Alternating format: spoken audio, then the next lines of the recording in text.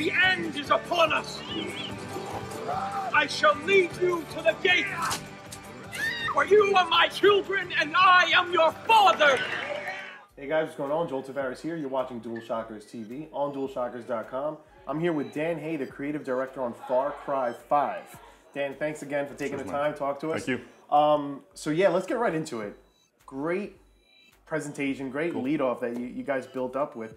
Let's just talk about the setting, because Montana and finally getting Far Cry to the United States is huge. Yeah.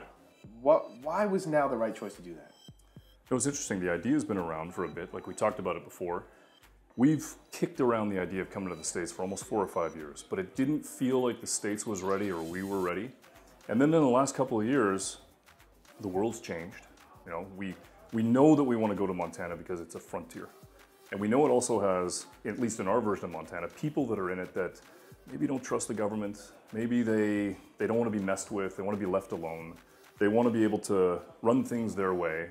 And so when we actually went there and did boots on the ground, we started to meet really tough people, interesting people, people with stories, but people that also were a little bit reserved. They were standoffish.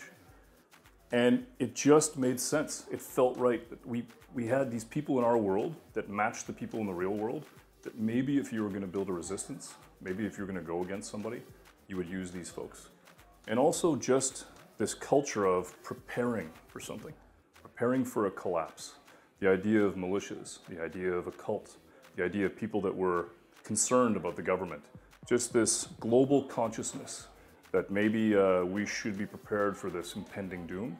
We thought that now was the right time, because when you wake up in the morning and you read the news and you hear what's on the radio, open up Twitter and yeah, it's you just like you have this feeling like something's coming, and what is it? And it's right around the corner. And you feel that, I guess, with the boots on the ground, you know, things that we kind of spoke about, we touched on during the presentation, where the feeling for some people in that area is that it's happened. Right. We're in it. Right. And they're getting ready. Yeah. Right. So this game is setting up for what that feels like to be in there. Yeah. Right. Yeah. Now, how important was it to represent? I guess you mentioned people. Let's touch on that for a second. How important was it to make sure you were representing the feeling in Montana right now? I think that just coming to the States, there's a certain amount of pressure and there's a certain amount of expectation that comes with that. And then going to a specific region like the frontier of Montana, and even that old Western feeling, and just the idea that there are these people that want to be left alone, they don't want to be tread on, they don't want to be messed with. It was super important that we get that right. The other thing too that we did with our characters is we didn't want them to feel like just like it was acting. We were in Montana, we were fishing with this guy, and we talked to him for like an hour, and then we just heard all these fantastic stories. And we kind of asked him, like, why Montana? And he goes, you know what? Trout don't live in ugly places. We're like, okay, put that on a t-shirt, that's gold, right? So we have people in the world who are real. They say real stuff. They have real fears. And for the first time, we're seeing people that would do something about it. They would actually go and do something about it and get tough and defend their freedom, their faith, and their firearms. We want that in our game. And one thing you mentioned too, you guys, you discussed pressure. Yeah. Maybe let's elaborate a little bit on pressure and, Sure. and pushing a narrative. Well, I think when you're going to build a world that feels real, you want to make sure that the world has real pressure. So right now, when you open up the news and you hear about stuff that's going on in the world, there's pressure, right? You feel it. But in our version of Montana, we want the pressure to be that maybe the feeling is that the government is coming in and pushing in a way on our cult that they don't like, and that they absolutely unequivocally believe that a collapse is coming. They're preparing for it. And when they're preparing for it, some of the things that they're doing are not legal. And so when you enter into our world, you enter into a world where people believe that the end of the world is going to come. And they're taking steps to be able to protect themselves, and maybe even you, even if you don't want them to. That's the pressure that you're under as the player.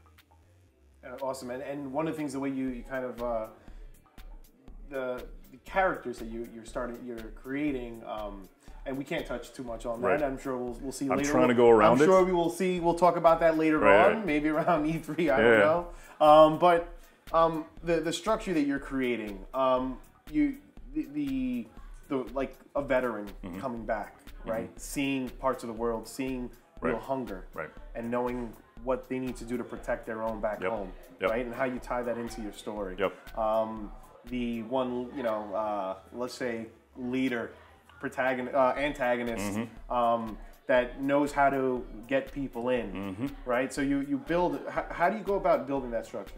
I think without giving too much away, and you're doing a good job too. You're trying not to really give. Trying. It's super hard I'm really because trying. You know stuff that sweating. you can't. I know. So here's the thing: is that we went to that region and we saw that people in the region basically said, you know, I don't trust the government, and I can do it myself, and God will provide, right? And so we tried to build a world where the people in our world said the exact same thing. The problem with that language, and I said it before in the presentation, is that when you start to build a world where it's, I don't trust the government, we can do it ourselves, and God will provide, you open up a window for a charismatic leader to come in and hijack that language. Don't trust the government. We can do it ourselves. I will provide. It's weird, a charismatic leader that gets people together and tells them not to trust its government. Yes. It's so weird. Yeah, I know. Anyway, we'll leave that where it is. But the thing that we did is we built a real cult. We built people in the world who didn't want to be messed with, who felt like they had a mandate, they had an agenda, they had something to do, and that when you walk into the middle of that, you are stuck between those two almost factions, right? People who want to leave the world as it is or take America back, and the other ones who want to prepare for the collapse. And you're right wedged in the middle. That's awesome. And Dan, you know, we're going to be publishing this. This will be going live probably a couple of weeks before we hope to see more of Far Cry 5. And we don't want to reveal too much because there's still a lot more good stuff to be said and good stuff to be played hopefully in the near future. Guys, this has been Far Cry 5. I hope you got a good idea. We can't say too much, but we're very excited and we can't wait to see more, Dan. Cool, right on. Thanks, Thank you so much. Cheers. And some of you may fight, but in the end, you will thank us. I am your father, and you are my children.